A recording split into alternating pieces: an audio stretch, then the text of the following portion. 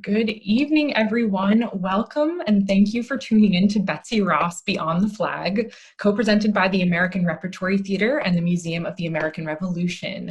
I am so excited to have you all here tonight. We have a really exciting conversation planned for this evening. I'm Sarah Schofield-Mansur. I use the she, her series of pronouns, and I am the Assistant Director of Special Events and Programming at the American Repertory Theater. I've got a little bit about the theater to share before we kick off, because I know some of you folks might be new to our organization. ART is located in Cambridge, Massachusetts, and we are eagerly gearing up for our revival of the iconic musical 1776, which opens on our stage on May 26th. So you should get your tickets now if you haven't already.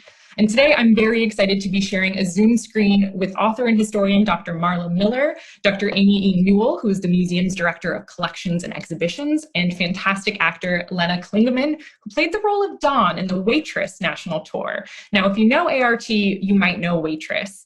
And if you know ART and you know Waitress, you might be asking, what is Waitress doing in a conversation about Revolutionary Era America? That's why you got to stick around to find out.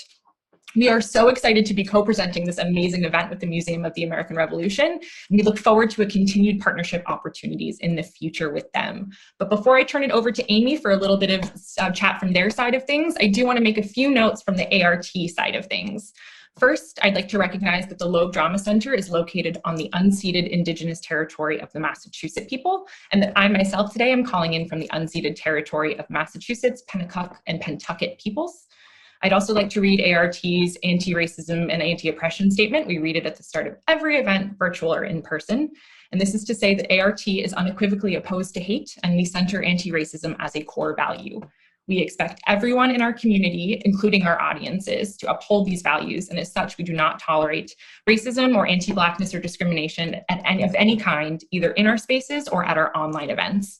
We aim to create an environment that is uninhabitable to racism and to discrimination, where all BIPOC staff, artists, volunteers, audience, and community are seen, heard, valued, and given the opportunity to thrive. This work is only possible when we do it all together. So thank you for being our partner in it. Now I'm going to introduce Dr. Aimee Newell, who's the Museum Director of Collections and Exhibitions, for a few notes from the museum side of things. Hello, Aimee. Hi there, Sarah. Thank you so much. And hello to everyone out there. Special shout out to the museum members, fans, and friends. Definitely let us know in the chat where you are tuning in from. And have you been to the museum here in Philadelphia? I am here in the Museum of the American Revolution's collections workroom, where we get to really explore all of our objects and learn about the stories they have to tell us. So let us know if you've been to the museum either online before or in person, and if you've been to ART or if you've been to both. I am excited to say I am a two-time, I've been to both. I am a Massachusetts native, and I actually saw Waitress in Cambridge back before it went to Broadway. So I'm excited to be here tonight. Fantastic. Yeah, let us know in the chat if you've seen Waitress. It's something I'm really interested to know. How many of you have seen the show? Those of you who haven't seen the show will offer a little bit of context for what we're going to talk about. So never fear, you'll be absolutely caught up to speed. A few additional Zoom housekeeping notes. We are reserving the last 10-15 minutes of the hour for audience Q&A. So if you'd like to submit questions you have for any of our fantastic panelists, please feel free to do so using the Q&A feature at the very bottom of your Zoom screen. And if you have any technical difficulties, we have some fantastic friendly faces in the chat ready to help you. Okay, without further ado, shall we kick off, friends? Let's do it. Amazing. So Marla, I'm so excited to be here with you today. So happy to be sharing this space with you. Question for you. First, can you introduce yourself? And then could you tell us a little bit about Betsy Ross and why you're interested in her story? Hey, yeah, thanks. It's such a pleasure to be here. I'm so excited to be gathered with y'all and to have the conversation we're going to have tonight. So thank you for asking me. I am a history professor at UMass Amherst. I directed the public history program there for a long time. But in my own research and writing, I'm a historian of women's work and have been at that for a long time. And of course, that's what took me to the Betsy Ross project. So, in short, I'm a historian who's mostly interested in women's labor history and especially gender and artisanry. And I was working on what was my first book. It's called The Needle's Eye, Women in Work in the Age of Revolution, which was kind of a deep dive into skilled work in the clothing trades. And so one of the things that I was finding as I was doing that work is that at that time, this was 2006, most of the scholarship about women's work in early America focused on housewifery, and most of the scholarship that focused on craft had taken as its point of departure trades that were associated with men, like, cabinet making and silversmithing and stuff like that. And so I was trying to, find this intersection between women and skilled craft. And so in that book, in the introduction, I was talking about how this part of the economy in early America has been so forgotten. And why would that be? And what is it in popular culture that might be making that hard for us to see? And so I can't resist bringing, this is one of my favorite artifacts. This is my colonial Barbie, who makes an appearance in the intro to my book, because this is the kind of thing, like it's, she's supposed to have a little quilt square, which has gone missing. But when Mattel imagined, what would an early American doll look like? They think about her doing needlework, and it kind of perpetuates this idea that needlework is ubiquitous and everybody did it and it was all the same. And that's what I'm trying to, complicate, as they say. And so, so in this it's just a passage in my first book. I wanted to speculate as to why it is hard for the culture to really embrace the idea of women in the trades. And so I just made a passing reference to Betsy Ross. I knew that Betsy was a upholsterer in early Philadelphia. And, I just wanted to speculate on what it was about women making furniture that was so hard, for people to imagine. And so I just, it was a passing reference, and I just went to look for the footnote on the scholarship on Betsy Ross that I thought must be out there. And was, kind of shocked to find that in 2006, there were many, many, many books about her on WorldCat, which is a big bibliographic database. But, the vast majority were children's literature, books like Betsy Ross and the Silver Thimble. And so there's a very good book about her that was written by a descendant, very substantive look at her life. But I wanted to do something that would put her in conversation with scholarship in the period. And so that's kind of what started it off. And so I, was delighted to discover her story. I think of her as my history BFF.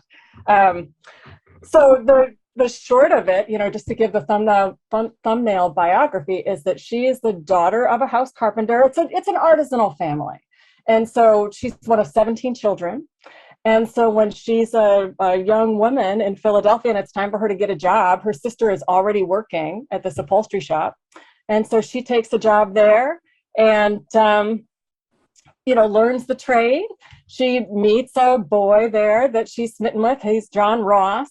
So they, make a love connection and marry. And that's sort of the beginning. They open a new firm. And this trade, her work as an artisan and a flag maker in Philadelphia, sustains her over 60 years. She marries and buries 3 husbands over the course of her life.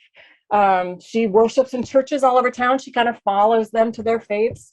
She raises a family. She's got 5 daughters of her own, and her home kind of becomes a center of gravity. So her sister's children wind up living with her, and I see her as this rock in a very large family.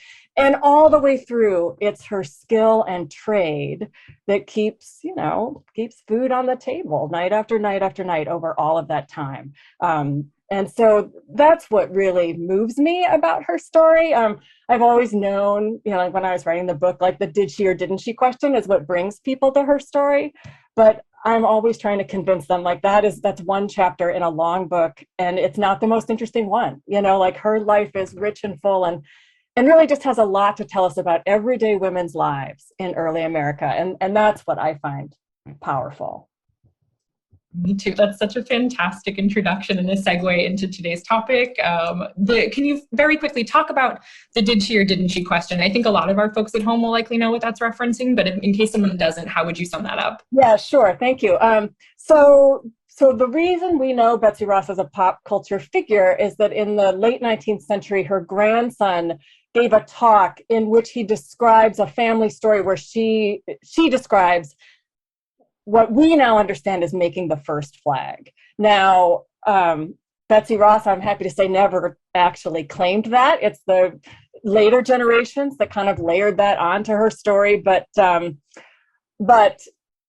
ever since then, about 1870, there has been an understanding that she made the first flag.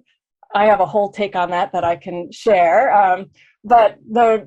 Well, I'll save that for later. But that's the question. Like, people have looked to see, what is the archival evidence?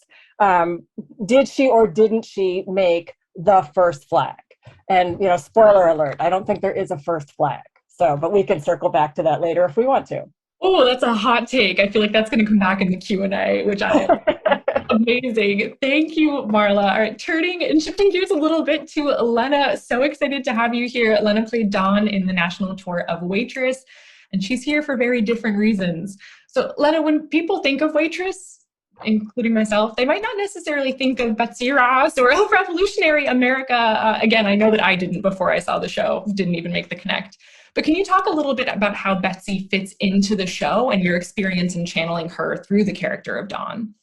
Yes, of course. So, I got to live with Dawn for about a year and 8 months or so, doing the national tour and on Broadway. And it was a crucial part of Dawn's character is a passion, fervency, and basically a side job outside of Joe's Pie Diner, being a Betsy Ross Revolutionary War reenactor. And she says quite loud and proud that she has reenacted as Betsy Ross 33 times in 33 Revolutionary War reenactments, and is deeply proud of this fact, and so much so that even in all of her, this character is wonderfully awkward in the more conventional ways, I think we think of characters. And when she has to basically write a dating profile, that's the thing she wants to represent her. So it is key. It passed down both from the film, Adrienne Shelley's film, and into Jessie Nelson's book, that this is a crucial part of Dawn, and basically leads to Dawn finding her soulmate, who is also a Revolutionary War reenactor and, reenacts as Paul Revere. And they have a whole love story that kind of sparks because of they find a mutual passion, and that this place, this sort of sphere of Dawn, is where she feels comfort and power and strength. And I'll talk about that more a little bit later, but ultimately it leads to one of the most uproarious moments of the play, where it's revealed that they are cosplaying and doing some reenacting at home in a kind of racy situation. And it brings the passion for the history is brought home into the bedroom. And so it was so fun, full blown, got to dress as Betsy Ross and be sewing a flag, and that is how she comes into play for Waitress. That's amazing. Certainly a new take on, as we've been sort of talking about, the legend of Betsy Ross, and one that I would be glad to add to the broad corpus. So fantastic. And if y'all haven't seen Waitress, you absolutely have to. I think our friends from the museum just dropped a little link in the chat to learn more about Lenne and her time in the show. All right, this is the super exciting part. I mean, it's all very exciting, but I'm such a material culture nerd that I'm extra excited for this part. So we've got Aimee over there at the museum, live from the museum, to do a little gallery spotlight on some incredible, I think we've been calling them Betsy Ross adjacent objects. Aimee, I'm gonna let you take it away, and Marla and Lenne, if you've got reactions to anything, let's have a conversation about it. Thanks. Yes, so we have a few treasures from the collection. I guess it wouldn't really be a program about Betsy Ross and flags if we didn't have an actual flag to share. So I have a real treat for everybody tonight. One of the absolute gems and treasures in our collection here, next to Washington's tent. If you've been to the museum, you know about Washington's tent. And I'm really excited. And again, the lights are low in here. I just want to reassure everybody the lights are low in here, and it's lying flat because it's a very, again, very precious object, and we like to treat it in the most respect we can give it.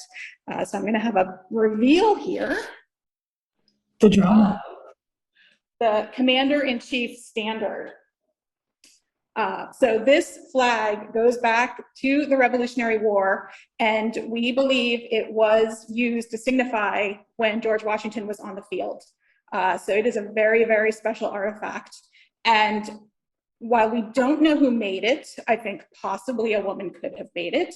But one of the things I think is really interesting about its history is that it passed down from George Washington's sister.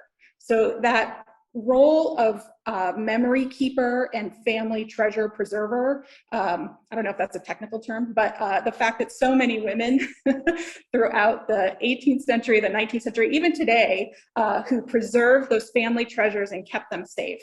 And then it was given to the Valley Forge Historical Society, which is the museum's predecessor, around 1909, 1910, again, by another female descendant. So not only does the flag have that incredible history and association with George Washington, but the female members of his family that kept this flag close and preserved it for us to even see and enjoy today. I'll be a little technical and just say it is made out of silk. I know we've got textile fans out there, so it's made out of silk. The stars are appliqued and then cut away on the back for so you can see it. See them on both sides. And then it did have a linen hoist. There's a little bit of that left. It's hard to see in the way we have it framed. And there is a selvage edge. If you look up close, you can see the selvage edge on this side. So I think I got some of the technical juicy bits out there. This is such a treasure. Thank you for sharing with us. Sure. Oh, so I can keep going. I wasn't sure if Marla had anything to say about the standard with the six-pointed stars. It's so exciting to see. And, I think, in a little bit, I think we'll talk about, the whole Betsy Ross 5-pointed star thing. So it's just a treat to really get to see them, which I feel like, helps us show, it's all about craftsmanship, right? And so what does it mean to cut out that figure? And what does it mean, like, what if they were 5-pointed stars? How is that a different operation for the maker? And, of course, that's what I'm all about, the maker. And I know that's what you're all about too, Aimee, is like thinking about like, who is the person who fabricated that, and what were their challenges, and what did they need it to be and do? And what skills do you need then to make it succeed? So no, it's really a thrill to see. It's fantastic. And Aimee, if I might lift a question from the chat, just because it very specifically pertains to this object. Someone's asking, is this flag the original size, or has it been cut down in any way? Or the dimensions original? It's pretty close. There's a little piece, I think, cut out of it at some point. And then, like I said, the hoist is not all attached. So if you're thinking about the size with the hoist, but it's fairly close. It does have 13 stars that you can see, so I think we feel pretty good about the fact that it's like I said, yeah, it's not being cut down very much. Awesome, thank you. Sure. So I can keep going and get all the flags off the top, I guess. So this flag, which I can bring to the center here, I think you'll be able to see it. Oh, yes, perfect. With that, what's become known as the Betsy Ross style of canton there with the stars in a circle. So this is a small silk flag that was probably made by Betsy's granddaughter, Rachel, or her great-granddaughter, Sarah.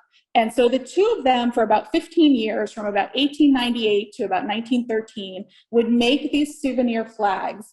And for a while, they would actually sell them to tourists at Independence Hall, and also give them as gifts, I believe. And then, so Rachel, her granddaughter, made them for quite a while, but then was really getting up in age. And so Sarah kind of took over the cottage industry for a while. Sometimes they have a little tag on them that mentions some of this history. So that's part of how we know about it.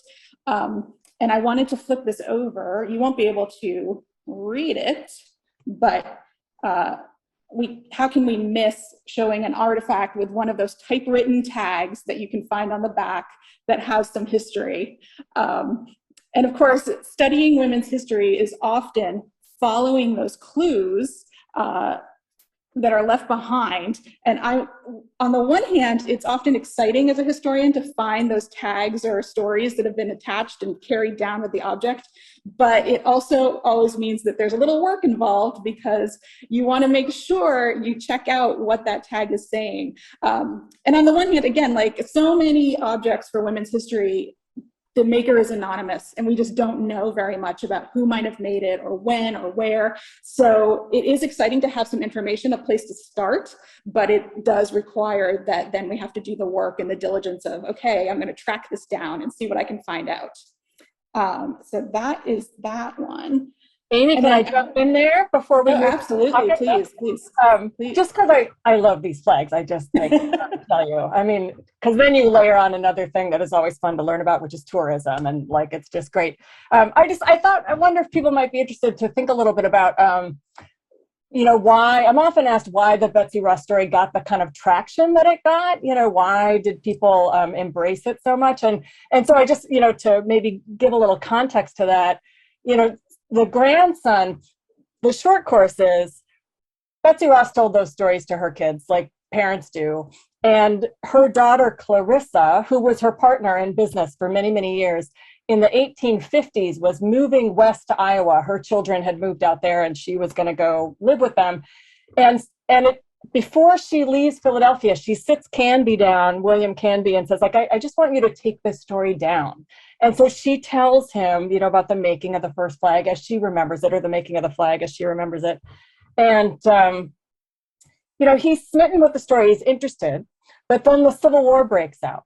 And, there's more important things to be thinking about. And so he can't really pursue it in the way he wants to. But when the Civil War concludes, he kind of returns to that research. And I saw a question in the chat about the meaning of the stars. And we'll say that, in the era of the Revolution, a flag was a tool. It was a way to communicate identity across distances. It didn't have the same symbolic role that it came to have and that it has today for sure. But the Civil War was a big turning point in that story. So by 1870, when Canby gives this lecture to the Historical Society, people are interested in the flag in a way that they weren't before. And the centennial's coming up, 1876. And so people are thinking about that anniversary and how it will be acknowledged. And the thing that Aimee's comments made me think about is the kind of third piece of the puzzle is that the suffrage movement is unfolding. And just at that moment that Canby tells that story, and people are thinking about the centennial, there's debate about women's role in society and what should it be. And the story about Betsy Ross making a flag as a contribution to the founding of the nation solved a lot of cultural problems, because you had a way to acknowledge the contribution of women to the birth of the nation. But it's not military, it's not political, it's through sewing, which at that time, for certainly middle-class white women was a leisure activity. And so Betsy Ross puts a woman on the stage in a way that makes everybody comfortable. And so that's when she becomes kind of more of a phenomenon. And that's accelerated in the 1890s when there's this whole effort to save the Betsy Ross house in Philadelphia, which, by the way, does a fantastic job. And I hope all of you have visited it or will visit it. So that these women, I feel like are working at the intersection of all of that. Like this family story has been released into the culture. It's getting a lot of traction. And they, in their own moment in time, see a way for themselves to earn a little livelihood and, advance their own interests through that story. So I love those little flags. And I don't know, Aimee, do you know how many survive? I don't know off the top of my head. I know I've seen a few that have surfaced recently in auction records. This is a recent acquisition here at the museum. And I have to say, I'm just so charmed by it as well. I know it's late for our period, but it's just such an interesting story with connections back. And so when it came in, I did do a little research. So I do know there have been a few out there recently. And I don't know if anyone has, maybe someone in the chat, if they've seen anything about how many of these survive. But there are some out there that you can find every now and then if you wanted to own one yourself. It's interesting because, in their day there were hundreds of them. So you would think they would turn up. Right. Although, still, the thing about textiles is that, you have to be careful with them, and they are silk. So sometimes I think some of them probably got enjoyed and had a shorter lifespan than this one did. My own personal narrative and my headcanon, so to speak, Dawn definitely has one of these flags hidden somewhere in her room, and she holds it close every night. Just needed to say it as we're all geeking out over these objects. This is fantastic, Aimee. Thank you. Well, wait, there's more. So I can move on to the little tiny miniature portrait, which is attributed to Charles Wilson Peele, who is not a woman, but it is obviously it is a miniature portrait of a woman named Mary McIlvaine Bloomfield. And I'm gonna hold it like this. I think you can see it better than if my fingers get all in the way if I pick it up. And again, this is another recent acquisition, so we are still doing some research on this. We did an exhibit recently called When Women Lost the Vote, about the fact that women in New Jersey could vote from about 1776 to 1807. And we think Mary Bloomfield might have been one of those women. Her husband was actually the governor of New Jersey and in the early 1800s. And he seems to have been more progressive than many husbands of the period, shall we say, of the late 1700s. And so we think that she might have voted. And again, like I said, we are still doing some research about her, but we were very excited to bring this into the collection for that purpose, that we can do research and start to tell more women's stories in the museum. If you've been to the museum, we do tell some stories, but we're always looking to be able to tell more stories about that. I think we'll get into that a little bit later after we share the objects. So that is that one. And then I couldn't resist, I pulled out two of the pocketbooks or wallets in our collection, which you can see. This one here is really, the work on this one is just so nice. I'm a stitcher myself, and I look at this and I think, wow, this is someone who really enjoyed doing this, I hope.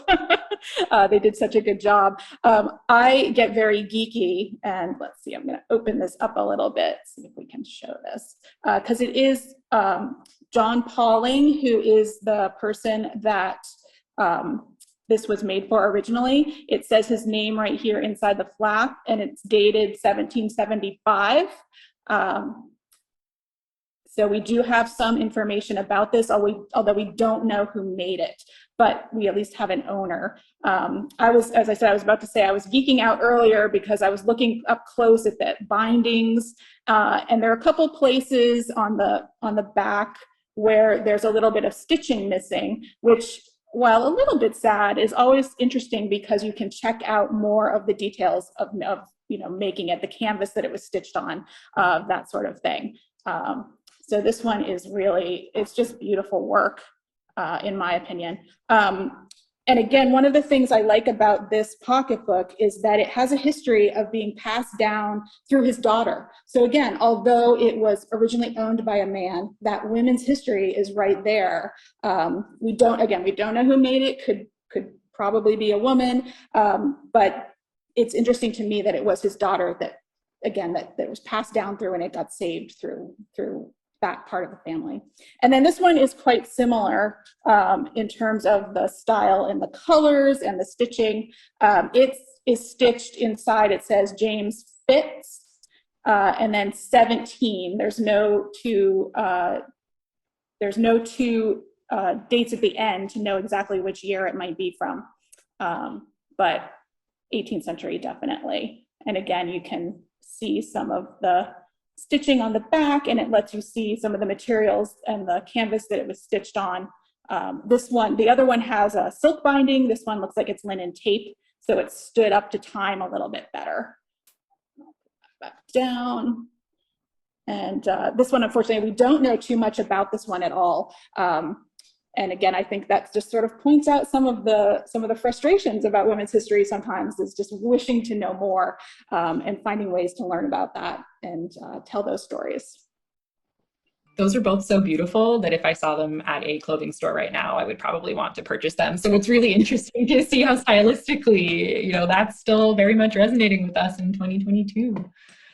Anything else for us, Aimee, or does that conclude the gallery show and tell portion of the evening? That's most of it. You'll see the petticoat behind me, which I kind of put for mood. It's a really beautiful piece.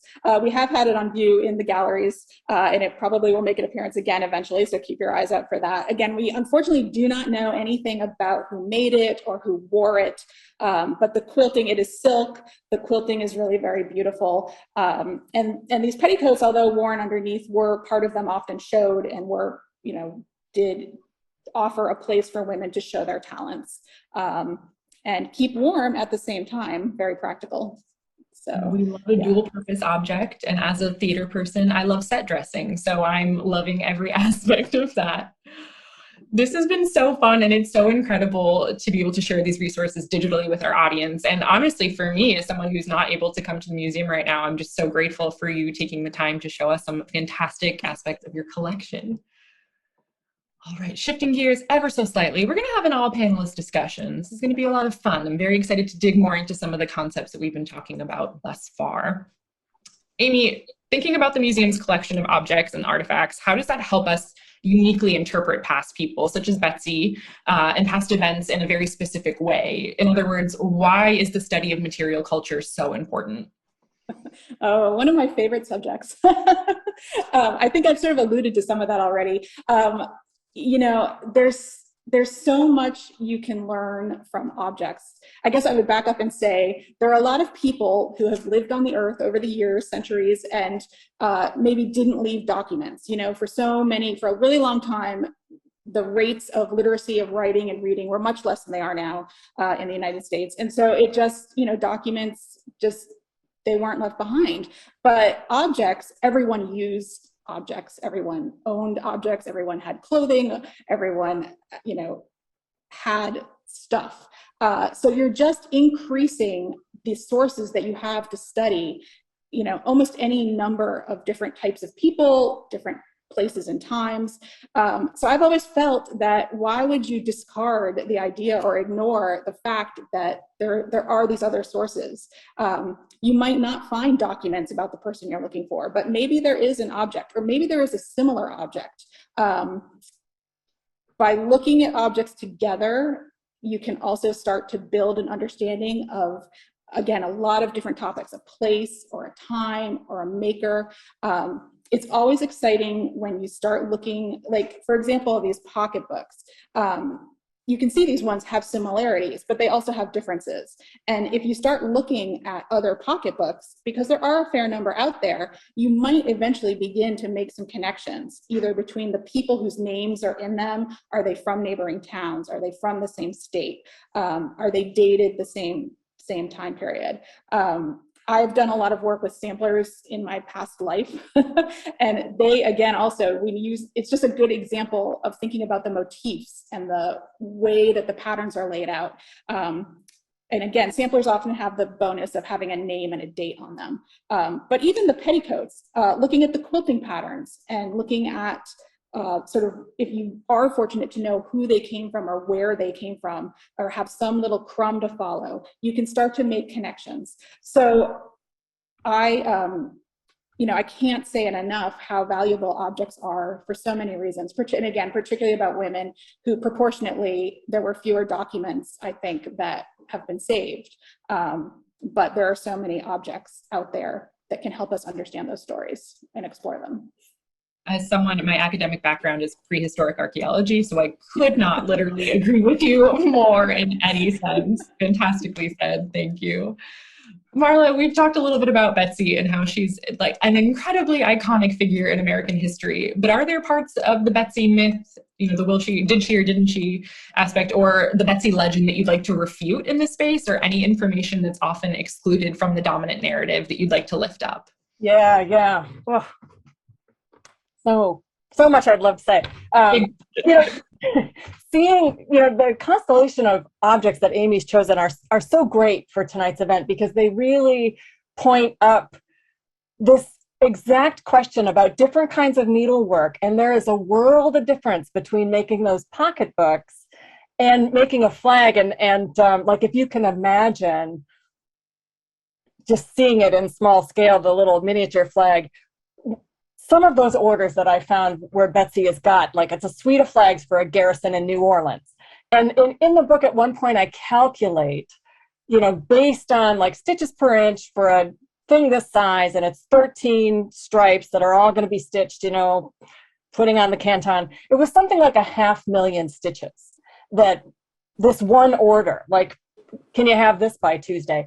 And you know, she's doing that with her children and nieces, but that is a very different kind of sewing than the pocketbooks. And so I love seeing them together, because they just remind us again that, you know, needlework isn't needlework. Like, these are all very different kinds of things with different demands. So I'm just wanted to say, you know, shout out to Aimee. That's perfect constellation. To your question. So I'll say, like, I think my biggest, I don't want to say pet peeve, but the thing that comes to mind is this question about the first flagness, because you know, as you can imagine, I get this a lot. Like, did she or didn't she make the first flag? And as I was saying before, like, that is not really the claim she makes.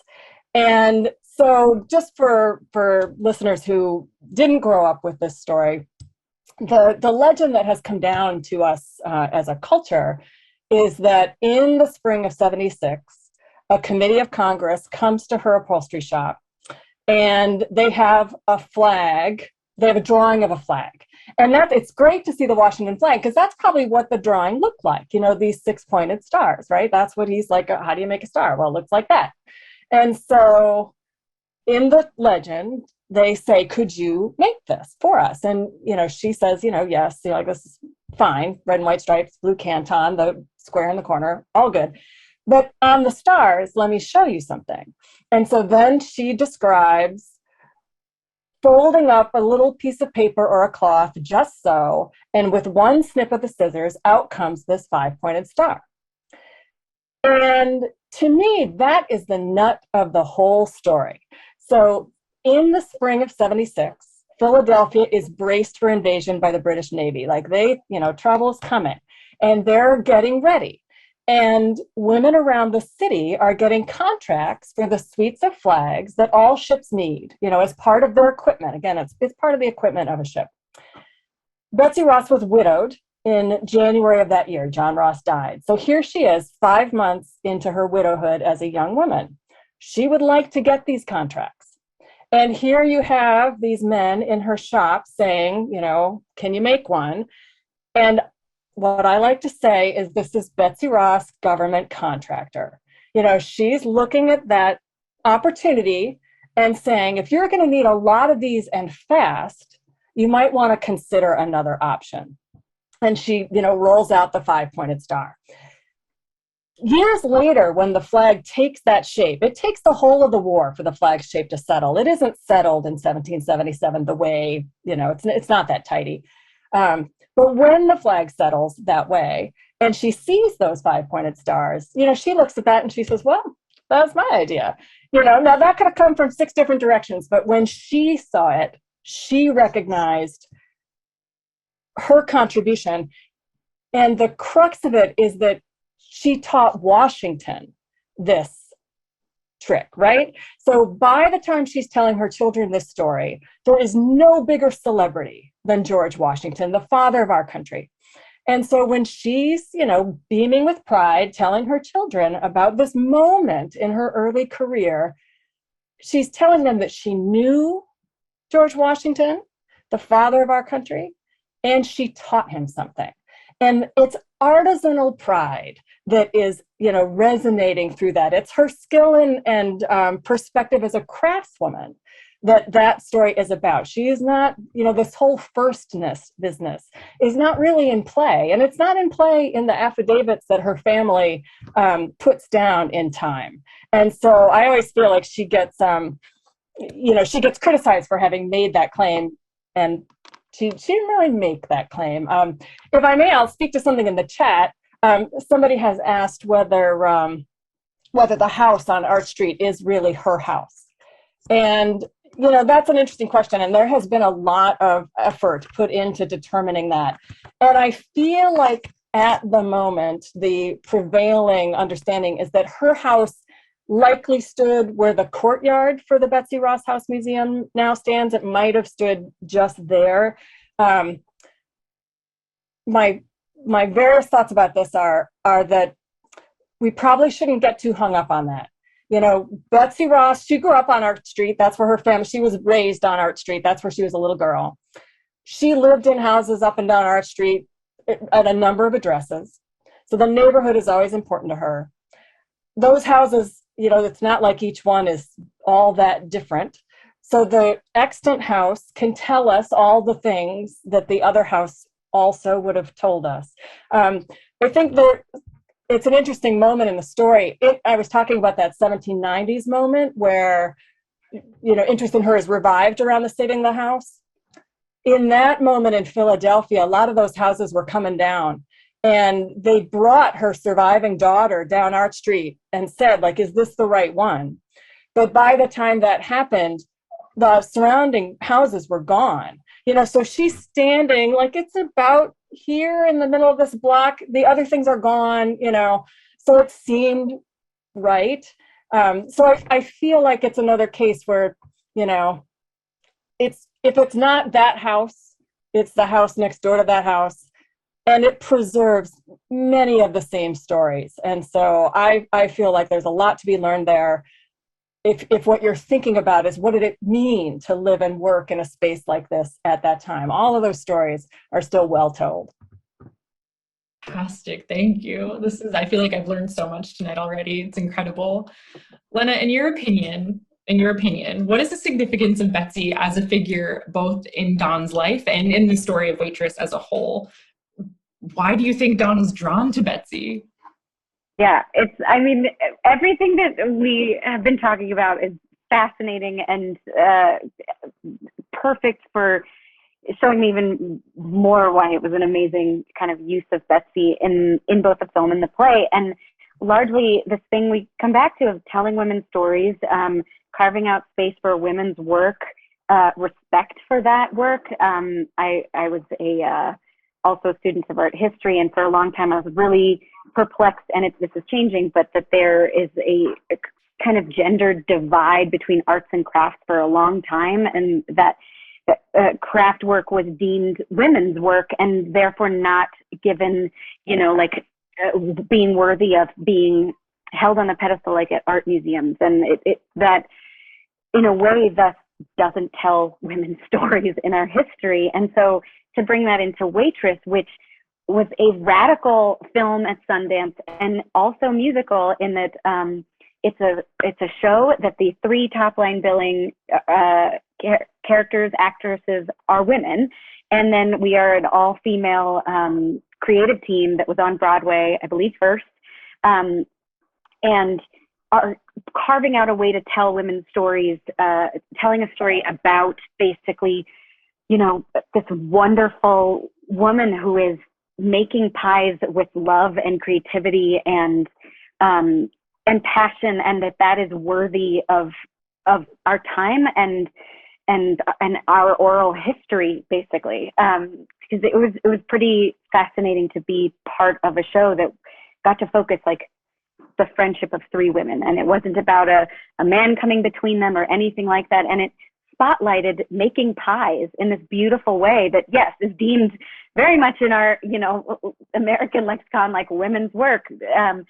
But the way that all of the people who created it carved out space for what that meant was incredibly empowering. And so for me specifically, when I found out that kind of nugget of information about Dawn, it was my way into where she feels empowered, and she's a student of history, and that's where her passion comes in. She's a character that a lot of people focus on how geeky and funny and awkward she is, and she says that about herself. And I was actually like, no, she's just not comfortable in the places, in the spaces and places that Jenna and Becky, the other waitresses, are comfortable. She is comfortable in this world of history, and she has chosen Betsy as, you know, like I imagine that she is a student of the whole time period, and is very interested in how women fit into that, and is it, you know, that in itself was like, she's a feminist, and she's, you know, investigating this aspect of herself.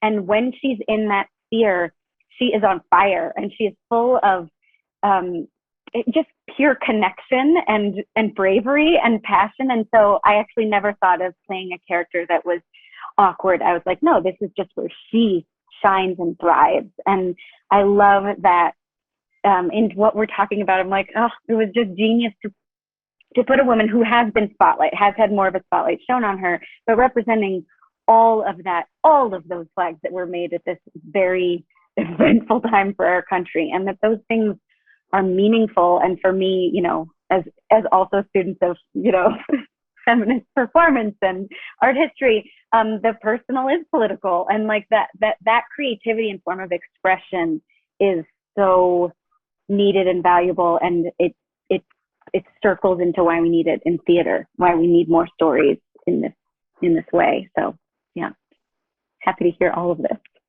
That's fantastic. It actually also serves as a fantastic segue to one of the last questions I have for you all before we turn it over to audience Q&A, also for you, Lenne. But how do you envision the role of theater and the performing arts in helping share stories of our collective past?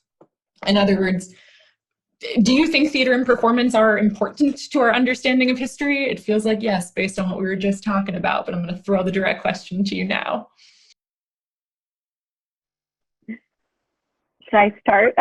Yeah. I mean, for me, it's sort of what I just touched on, that like oral history is like the first way humans shared our understanding of the world, and this theater itself kind of is living on as that you know, form anthropologically, and it's immediate, and we're in the same space, and that is slightly different than the wonderful worlds of film and streaming and then all the arts and whatnot. But there's something about being in the room immediately with the actors, with the story. The story is first, the words are first, and that basically we get to witness, when we are witnessing plays that are about history, we get to witness the history in front of us and put ourselves in those shoes. And theater has a wonderful way of contextualizing and really personalizing history. But then also in all of our contemporary plays that we're seeing right now, some of which are on Broadway, which is so exciting to have a contemporary play, we're seeing history being made that will be passed down. And, you know, if you look at the Shakespeare's, which I love, we're seeing a playwright deal with the history that he was, you know, very politically handed down and figuring out, and now we look at him. And so there's so much to mine about our socio-political, cultural history in these stories, and it's really important that we see what's missing from that, and what we can keep adding to the whole, I don't know, canon. So yeah, I think it's extremely important. Absolutely. And again, as with Aimee earlier, like could not agree more as someone working in the theater who enjoys theater. I am going to turn it over now to our audience Q&A. And in fact, there is a question that is very similar to one that I was going to pose to you, Aimee and Marla, which is, relatively speaking, it's like we have a lot of information about Betsy Ross's life that inform what we think about her as an individual. And why do you think we might know more about her than we might know about other figures, in particular women from this time? We've been touching on it throughout this whole conversation, but I've got a few folks in the Q&A asking. Aimee, do you want to plunge in first? I felt like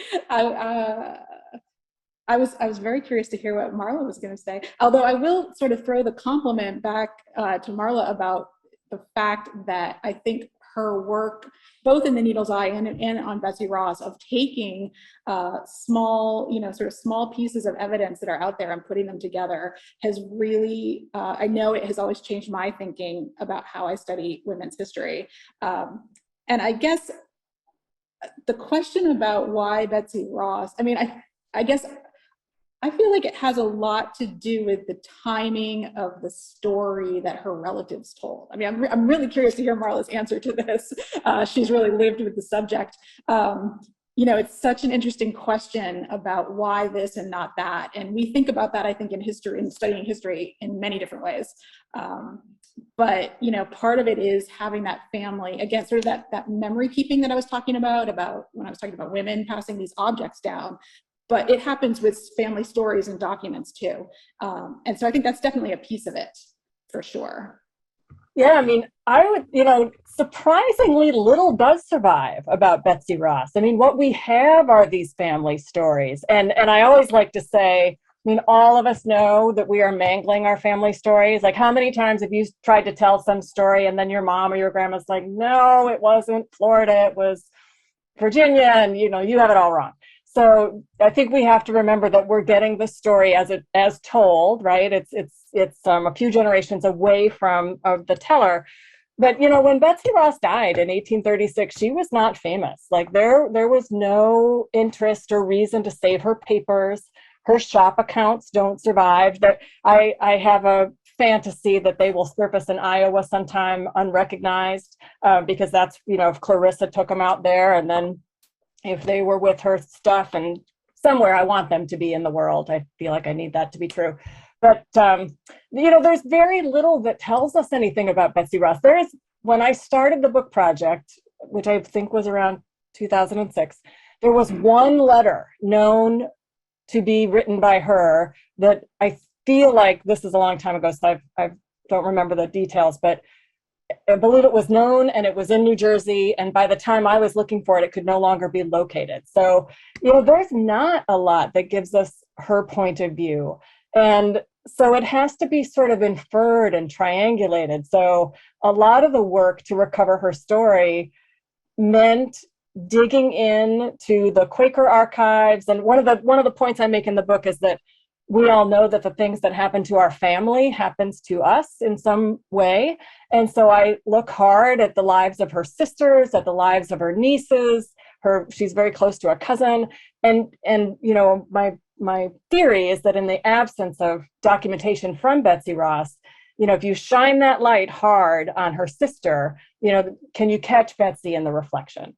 And so, you know, that was kind of the necessary technique through the book, is to infer, you know, the life and thoughts of Betsy Ross kind of from her choices and actions, more than any documentation we have. Her grandchildren remember little things about her. They remember she liked snuff, and they, you know, remember little moments, little quirky things about their grandma. But we don't really have much that tells us what her feelings and thoughts were. One of the great finds of the research was in the probate inventory when John died.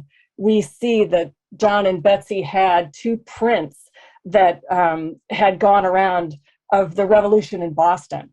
And it was like, well, hallelujah. Like, there we can see that they, you know, were firm patriots. They had shelled out a couple of shillings to have these prints on their wall. But there's just very, very little to work with.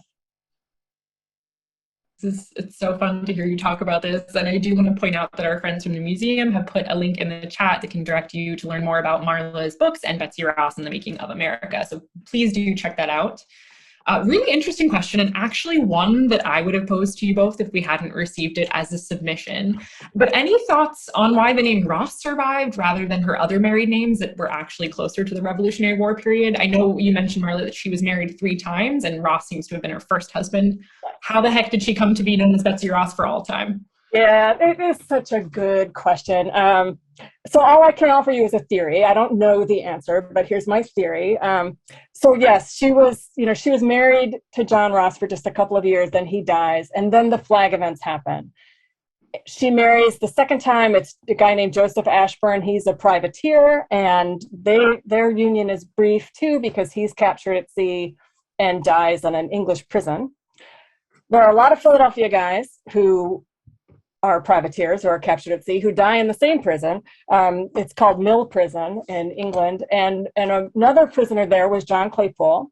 And so after the war is over, he survives and lives to see the prisoner exchange. And so he comes back to Philadelphia. And they had been friends in the city.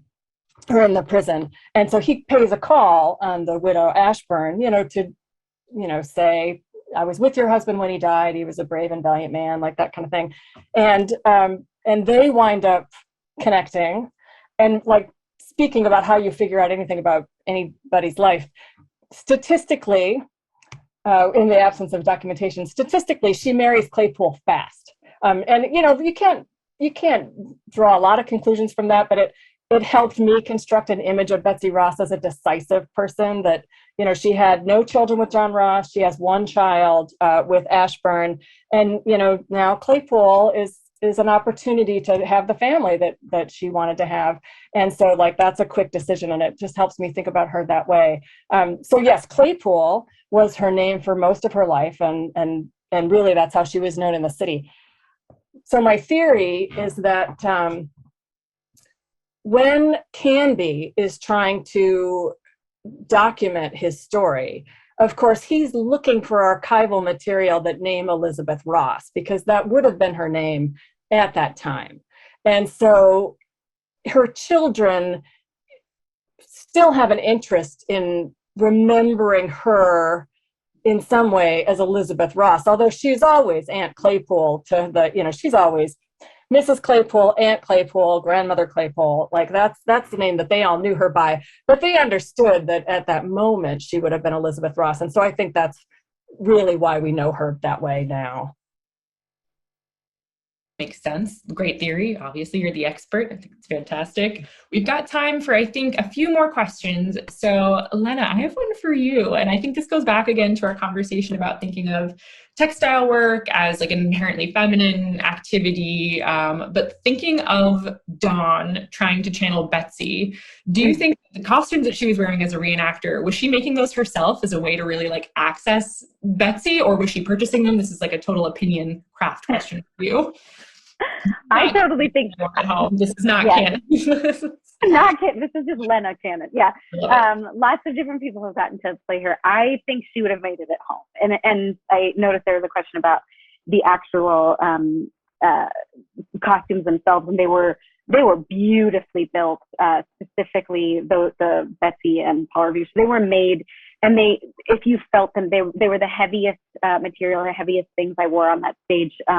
Really just like no skimping, like the material was wonderfully, rich, and a lot of attention real detail was paid to that. I mean, in as much as we needed to get in and out of that pretty fast, so it wasn't particularly, period specific, but in a lot of ways it was, it was rigged to be all one thing as opposed to all the many pieces it would have been. But yeah, it was a wonderfully glorious piece to put on, and felt for me like this was something that Dawn would have had a labor of love and added to and changed up a little bit, and continued on for her. That makes sense to me. Also, that's my headcanon now. I'm like really just accumulating things throughout this conversation that are really informing my enjoyment of that particular show. This is a final question, and this is for anyone in the group who is moved to respond. But this person is saying, how can we continue to elevate the story of Betsy Ross while sticking to the quote unquote truth? They're saying they like thinking of her as a government contractor, a munitions maker. She was a free Quaker. What elements can we continue to push that are truthful or accurate? I think it's such an opportunity to invite people not just into the history that you learned from her about women's lives at that, urgent moment in the nation's history, but to think about, historical work itself. I always like to point out that like any claim to firstness is probably wrong. The example I like to give is I come from a vacation community where 3 water parks are all the largest water parks in America. One is the largest because it's the area. One is the largest based on water volume, and one is the largest based on visitors. So sure, like they can all make this claim to the superlative. They can be the largest. Claims about first are often qualified in the same way. They're just almost always wrong. There was another claim that I remember researching or reading when I was researching Betsy Ross about the first brick house in Philadelphia. And so there's multiple claims there too.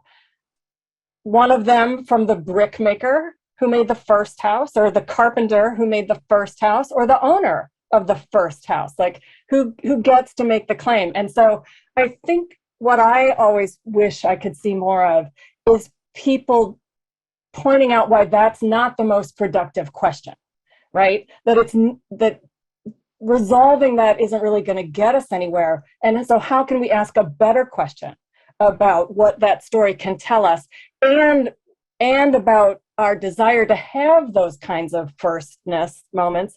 Why do we want that? And what can we learn about ourselves as past keepers through that? And so I'm always eager to ask people to push a little bit further and think about the question they're asking, and see if we can find something that's going to deliver something more for us. Love that. That's fantastic. And with that, I cannot believe the hour has already gone by. I am consistently shocked by how quick these conversations go, but it is very easy to forget how time is passing when you're on screen with amazing folks such as the three of you. On behalf of the ART, I want to thank everyone for tuning in. Aimee, I'm going to pass it over to you to take us out of the night. Sure, and I just want to thank Marla and Lenne. It was such an honor to be with you tonight, and Sarah for all of your work on this. I did just want to mention here at the museum, Marla mentioned John Claypoole and his time in prison. We, over the summer, you might have seen some news reports, we're very, very fortunate to have a gift from descendants of Betsy Ross of John Claypoole's memorandum book that he kept while in prison, and also a family Bible. Right now, those two items are undergoing some conservation treatment, but the memo book will be back this summer, and the Bible will be back early next year. We also have a sea chest from John Claypoole by another branch of the family that was a gift to the museum. So please, if you're in Philadelphia, come by and check those out. And of course, keep checking us out online. We have so much wonderful programming through our website. And I also did want to just give a shout out to our conference that's coming up in a couple of weeks about collecting the American Revolution. So if you enjoy these artifacts, it might be for you. Definitely check it out on our website. But thank you again to the audience for joining us and hearing all about Betsy Ross Beyond the Flag. Thank you all so much. Have a great night. Good night, everybody.